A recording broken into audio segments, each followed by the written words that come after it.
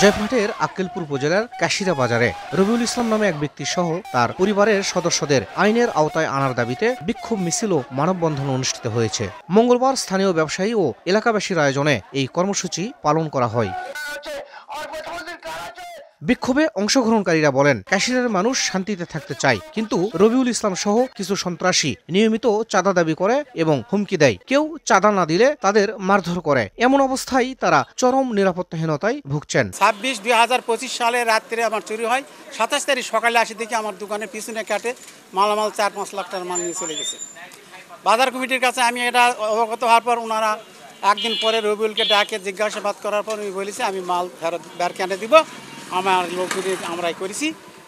এই কয়ে উনি আমাদের কাছে একটা লিখিত দেয়। দেওয়ার পর উনি এই 7 দিনের সময় লিচে, এর ভিতরে আমাদের নামে যায় কেস করে। রবিউল 17 সাল থেকে 8 বছর হারে ছিল।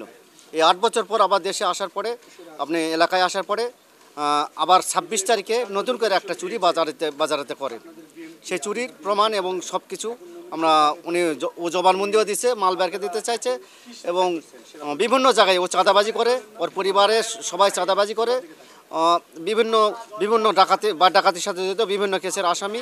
আমরা তার বিচার চাই। আমরা এই রবিউল চোরের ডাকাতের আমরা সুষ্ঠু বিচার চাই। এই রবিউল চোর ডাকাতকে আমরা কাশিরা দেখতে চাই না।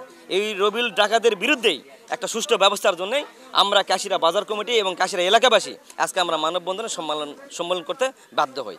জানা গেছে 2017 সালে কাশিরা বাজারে এক রাতে 14টি দোকানে সংগঠিত ডাকাতির ঘটনায় রবিউল ইসলাম ছিলেন ওই মামলার 2 নম্বর আসামি। 31 অক্টোবর এ মামলায় তাকে গ্রেফতার করে কারাগারে পাঠানো হয়েছে। তার বিরুদ্ধে বগুড়ার আদমদিঘি থানায় একটি ডাকাতি মামলা এবং সদর থানায় একটি অস্ত্র মামলাও রয়েছে। শাহিদুল ইসলাম সবুজ, সময় সংবাদ, জয়পুরহাট।